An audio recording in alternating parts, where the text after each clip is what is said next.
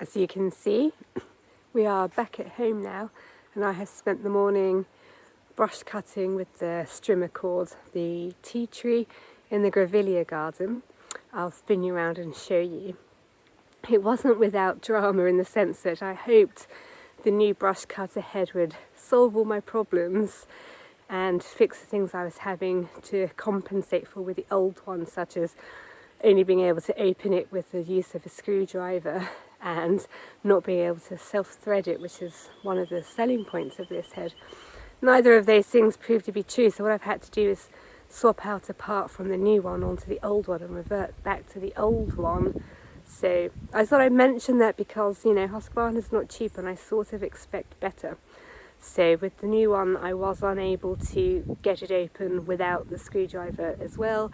I was unable to thread it manually, like without taking it apart as well. And also, this was worse, I was unable to tap the knob so that the threads fed itself out. So that's the main thing that's useful for it. So you can keep the cord coming out as you're strimming. So I've just given up. Anyway, I will show you what I've done and what my plans are for the next job. You of course won't see the difference because I didn't show you before, but in essence I've trimmed the tea tree and some of the more sort of weedy grass, not so much this nice grass. So that's nice and tidy, so it should stay like that for most of the rest of autumn and all of winter and early spring, so that I've got a bit of a head start. So what I'm going to do now is turn my attention to this section of the Grevillea garden. So this bit here, which goes to the path, which is approximately there. I am going to now switch over from the strimmer head back onto the blade, which may well be the head that I need for the rest of the next wee while anyway, so that's why I wasn't so bothered about the strimmer head. And what I'm going to be doing is slicing off these shrubs. These have all regrown since the last time I cleared, and I reckon with the grass cutting blade, with the metal blade, I should be able to deal with most of this. There are possibly some little trees I might want to take out, but to begin with I want to push this vegetation again further back and away from the house. I don't want this to get too out of hand. So now is the winter of my dealing with this contently. For those of you interested in the interior decor ongoing project that we're about to embark upon, I have cleared out most of the stuff from this room, which is our guest bedroom, certainly the stuff that would just otherwise be in my way, because I am about to put on the undercoat since the plastering which I've done has now set. It's never going to get really any better than that, but that's fine. It's better than it was, which is all I want. So essentially I'm hoping I can get the undercoat done today. The undercoat is just a basic white, and then it does actually take a lot longer to dry than normal paint. It needs a good 4 to 6 hours. So my intention is that I'll call that a day, and then fingers crossed I may come back and be able to start doing the top coat tomorrow. This is the colour that we have gone for, darker blue. So I will maybe update you, but hopefully this is the last time this room will be this horrible, dingy, beige colour.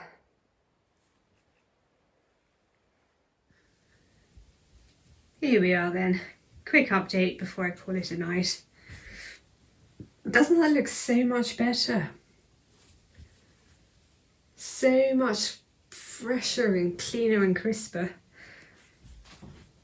In one of our flats in Edinburgh, all of the walls were white. I'm a big fan of white as a interior colour, but We're going for dark blue. Nice though, very nice.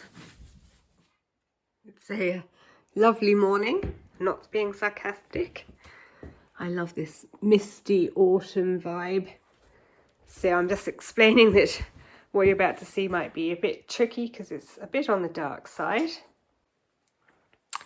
So I've put the light on my phone, which is why everything looks a bit weird. But basically I'm about to start painting the bedroom walls with the actual pigmented paint. But I thought I'd show you this, it's quite interesting. The pigment comes separate to the paint. Having tried the sample of this, the base of this paint is a dark grey, and then you have to add the pigment, which is in powder form, to the base paint, and then you stir it up to get the colour. Obviously that's how, you know, a lot of paint is made, but the reason that you have to add it separately is apparently the pigment is quite reactive. So as soon as you add the pigment to the base colour, it slowly starts to change colour.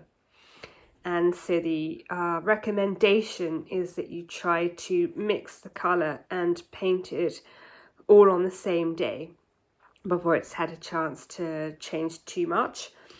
But once the paint is on the wall and drying, that colour is stable. So that's why I've left it to the last minute. What I'm about to do is transfer this to a bucket, all of this I think, and then transfer the pigment, stir it up, and I will paint from the bucket. I think it'd be easier to mix it that way than stirring it in the tin, because I imagine that the tin is pretty full. So I have to hope I've got a big enough bucket. Obviously I'll be doing that outside, and then any leftover paint I guess I'll add back to the tin, although seemingly it's never going to be the same colour, so I suppose it's at that point unusable anyway. I suppose by the same token I'll end up with a completely different colour, which might be useful somewhere else. Who knows? That's for me to ponder over. So I'm going to go and grab my equipment and start mixing. First coat done.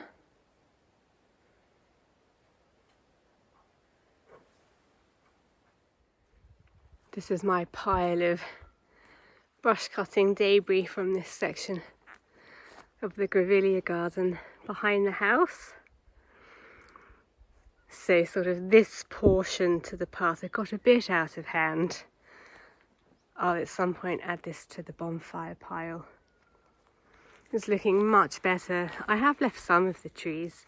I do like the acacias, they add a bit of colourful interest with their pretty yellow flowers at certain times of the year. But what I think I'll do is I'll put the strimmer cord attachment back on and go through and tidy up some of this bracken and lower to the ground stuff now that I've taken the dense woody shrubs out. Mostly tea tree and acacia. But I won't do that today because I am busy painting the bedroom, the guest bedroom. But at some point, and then I think I'll show you when it's done, so just so you can see how different it is. But essentially, to recap, this wedge of property, which directly adjoins the cleared part of the lawn up to the house, is part of the property that I try to keep nicely managed. I don't want to eradicate all of the plants here, and I in fact have added some, like that grevillea there and this grevillea here, woolly bear.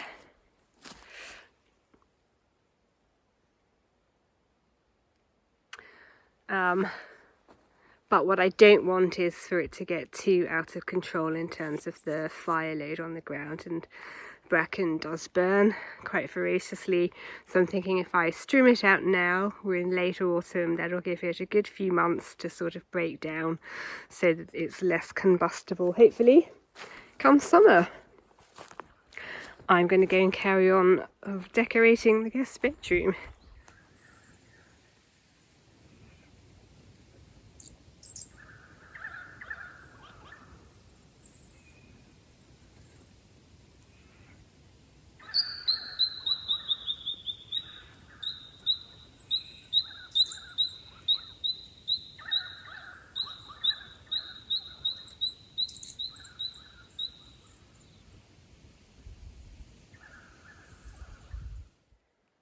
thought I'd show you how we're looking now that the painting's done and the furniture's been moved back in. You're on artificial lights at the moment, so you're not getting an entirely accurate view, but you're getting a good gist. I'm sort of where you would be if you were set up on this side of the bed looking out. There's still work to do. I've got the boards for repairing this section here. These shingles are getting replaced. The boards are actually secreted there, so I just need to fabricate them to take into account these roof beams. Will and I do want to soundproof the ceiling because this is literally our bedroom floor, so there's nothing insulating our guests from us when we're upstairs. So we've got a bit of work to do on the ceiling. I'm considering the possibility of doing something with these walls. I haven't discussed it with Will yet, so we'll see. But I do have a set of pictures which I want to get framed, which will hang up there anyhow. But I'm thinking I might look at doing something else there before. Nevertheless, if I come back, give you a bit of a better view. So it's not done. There's still lots and lots of finishing touches to do. As ever on any house, never ends, huh? But I'm very happy with that. I think it's a really nice room to be in. Just to give you an idea of the finish, these aren't the sort of normal paints that you would use on a normal wall, so you don't get a normal finish. It sort of depends on the porosity of the medium that you're painting on, so it's never going to be flat. Areas of it are, but it's always going to pick up the sort of natural variability of the mud brick and the clay render that it's on top of. I don't mind that. Gives a bit of interest. It's very organic, to use a common phrase. But just to give you a heads up, this is the sort of finish you may expect. So now we just have to decide what to do in the living room. There's a bit of debate amongst us between which of these two greens to go with. And I'm now wondering if we would go with green at all. But yet again, I haven't discussed that with Will yet, so that's still to come. My first priority, I think, will be trying to finish this though. And so I don't know how far I get with the living room. That might wait till spring, but we'll see, we'll see. Next job, I think, shingles.